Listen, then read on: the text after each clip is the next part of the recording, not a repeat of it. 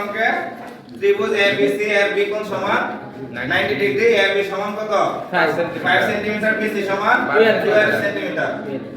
AC এর দৈর্ঘ্য নির্ণয় করো। তাহলে AC তে কি আমার প্রতিভুজ, AC হচ্ছে প্রতিভুজ।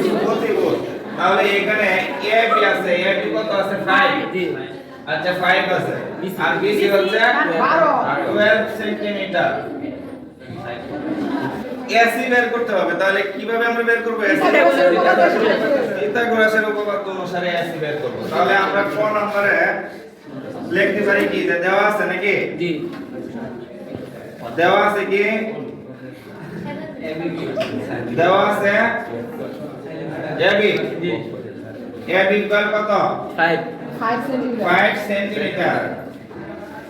আর কি দেওয়া আছে? BC centimetre. আচ্ছা, BC ইকুয়াল টু 12 সেন্টিমিটার, তাই না? সময় কি বলছে? লম্ব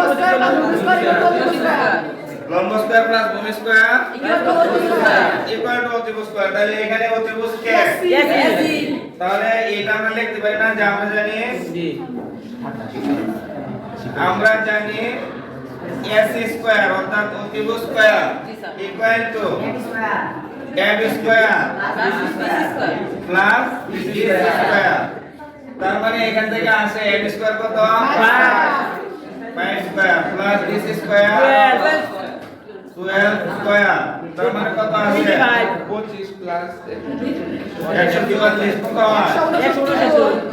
149। সুতরাং AC ইকুয়াল টু কত পাই আমরা? আমার তো চাইছে AC এর দৈর্ঘ্য নির্ণয় করো নাকি? তাহলে এটা হয়ে গেছে। তাহলে আমরা লিখব সুতরাং নির্ণয় দৈর্ঘ্য AC ইকুয়াল টু, যেহেতু তারা AC বলে দিয়েছে, AC equal to 13 centimetre, AC equal to 13 centimetre. আসতে কত হবে? সেন্টিমিটার। কত থেকে তো আমরা এটা উল্লেখ করতে পারি নাকি? ক হতে পাই কি পাইছিলাম? কত? AC equal to 13 centimetre, AB 5 centimetre, BC 12 centimetre. এই তথ্য নিলাম আমি নাকি? আচ্ছা, এটা ক হতেও পাই এবং চিত্রেও আছে। আচ্ছা, এখন কি করব? আমার কি করতে হবে? এর মান নির্ণয় করতে হবে। তাহলে প্রদত্ত রাশি প্রদত্ত রাশিটা কি আমার? sin theta plus cos theta. তাহলে এই ক্ষেত্রে দুটো মান আমরা বের করে নিতে হবে না? জি।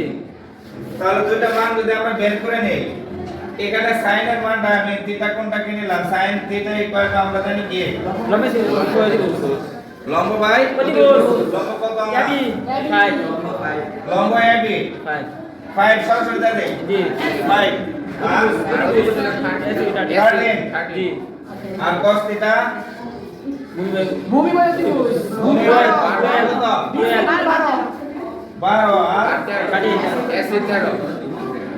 12 বাই 13। জি, আমরা কি এখানে বসাই দেব সরাসরি? জি, তাহলে সরাসরি বসাই দিই। তাহলে সরাসরি যদি বসাই কত আসে? 5 বাই 13 প্লাস 12 বাই 13 লসাগু 13 না 13। তাহলে লসাগু হইলে কত হয়? 5 প্লাস 12 কত? 17 বাই 13।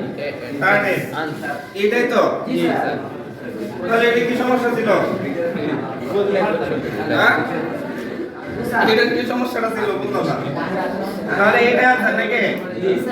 ও তোমরা আমাদের করাইলা না, স্যার একটু করো নাকি? জি স্যার, স্টার্ট। আচ্ছা, গ নম্বরের ক্ষেত্রে আমরা ক খ দেখলাম, তাই না? জি স্যার।